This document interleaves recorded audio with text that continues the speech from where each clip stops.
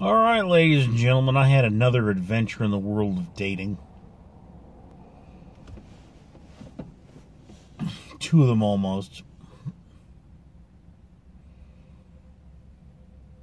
On the one hand, I was on Tinder, and I ran into a woman who appeared to be prime territory. She was slightly older than me, unattractive, posed in a set of blue lingerie, and we had something in common. I liked her profile. She appeared to like me back. Sent her a message. She never responded. Then she unliked. Which leads to the question, why are you liking someone's profile if you're just going to unlike the profile? Did you not read the profile? Or did you just not look at it? It happens a lot, in fact, that I get a lot of, like, oh, you've got a new like. By the time I actually look at it, it's gone. And I mean, I think the whole thing about Tinder is the playing it safe. Because you're not actually going out there and meeting people and saying, hey, let's bang. You're virtually doing it, so you can always go back to your safe zone where you're single and not getting any. Okay. Well, then at work, I was talking to one of my coworkers, and she, of course, was very sweet and said that I'm not fat. Said that it goes, you're not fat. There's just more of you to love. Ugh, so cliche. I'm fat. I'm so fat I wheeze. Wheezing bad. We are at the point where exercise hard. And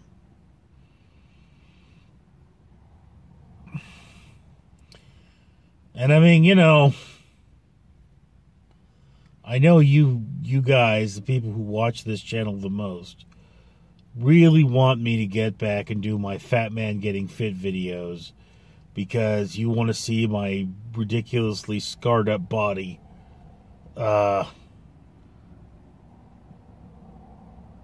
doing some funny fat things. And I mean, why is it so hard to get back to these? It's just so much to do. Like, no, you got to do this. Oh, okay. Yeah. Working on that. All right, you're still working on it. I've been working on this for 6 months. Why is it not happening? But I digress. Again, she seemed like a really sweet girl. And the problem being is she was somebody I worked with. So, I mean, it's like, yeah, it's a conflict of interest. And moreover, I looked at this girl and I thought, this is not going to be a long relationship. I mean, we work too close to each other to have a bad experience and not come out good. And I mean, look, one of the big problems I have is I'm a putz when it comes to women. I say stupid things. I do dumb things. Don't know why I do. I don't even get nervous. Wish it was because of nerves normally it's I got so much crap going on in my life. I mean, it's like, yeah, nowadays I'm a check your baggage at the door kind of a guy, not bringing my stupid to a relationship, but then do I really have all that much else to talk about? Wait a minute, I talk to you guys every day now, so yes, I have all that much to talk about. Definitely very good at that. Alright, so why am I still single? Well, I'll tell you why I'm still single, because I am poor.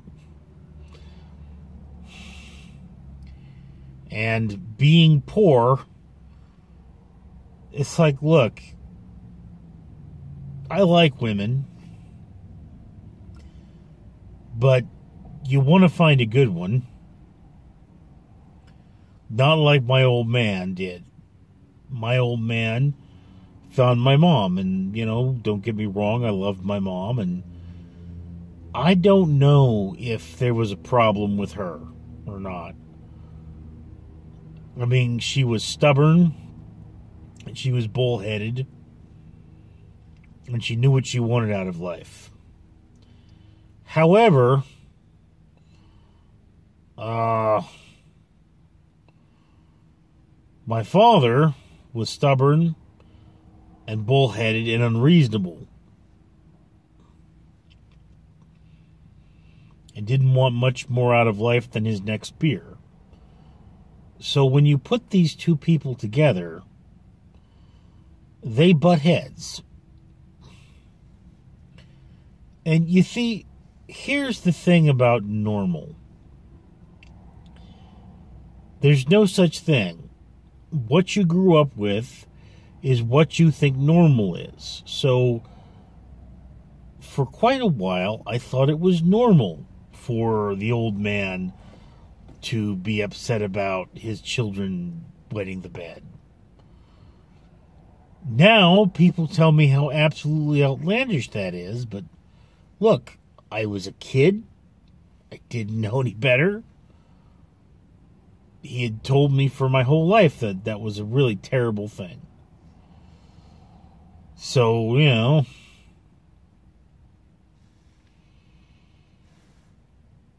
I still have to be aware of my surroundings while I'm doing this, by the way.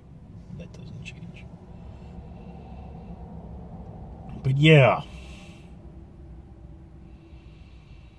One of the reasons I work so hard at my YouTube is because I am trying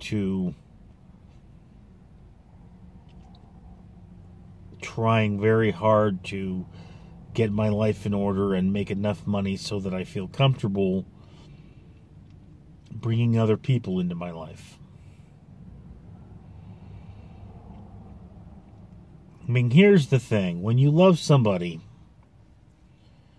you accept their problems. Okay?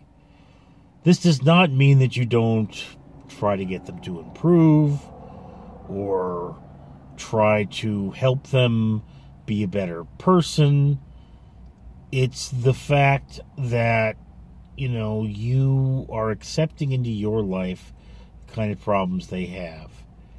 And I look at the problems I have in my life, and I don't wish them on anyone. And that's kind of the thing, is that you look at your troubles and you say, well, sometimes they just have to be mine. Anyway, I think this is the 6th video in this collection. I'm struggling to think of a 7th. But, here we are.